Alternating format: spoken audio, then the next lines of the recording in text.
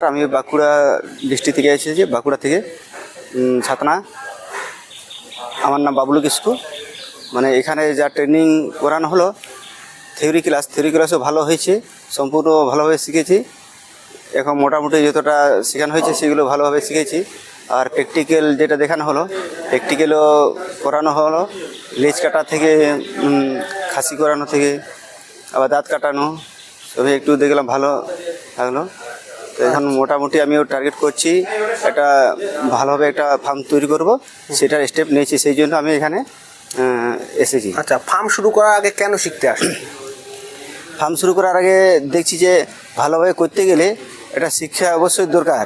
ভালোভাবে মানে ওষুধ সম্বন্ধে কখন কখন কী ইঞ্জেকশন দিতে হবে সেইগুলো সম্বন্ধে না জানলে মানে অনেক সময় হঠাৎ রোগ যদি হয়ে যায় তখন সমস্যার মধ্যে পড়ে যাবো।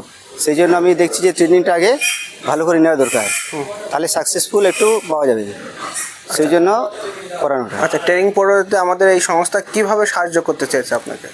ট্রেনিংয়ের মধ্যে সাহায্য বলতে কোনো কিছু যদি অসুবিধা হয়ে যায় মেডিসিনের ক্ষেত্রে, তখন আমি কল করে নেব, কল করবো যে কী সব ওষুধ দিতে হবে, সেভাবে সাজেশন স্যার আমাদেরকে দিয়ে। আচ্ছা, তো এই সংস্থা সম্পর্কে কী বলবেন? কেউ যদি প্রশিক্ষণ নিতে চায় তাহলে এই সংস্থায় কি আসতে পারে? অবশ্যই এই মানে শিক্ষা প্রতিষ্ঠানে কেউ যদি আসতে চায় খুব ভালো হবে, কেননা অবশ্যই যে যদি করার ইচ্ছা আছে তাহলে অবশ্যই ট্রেনিংটা নেওয়া দরকারি।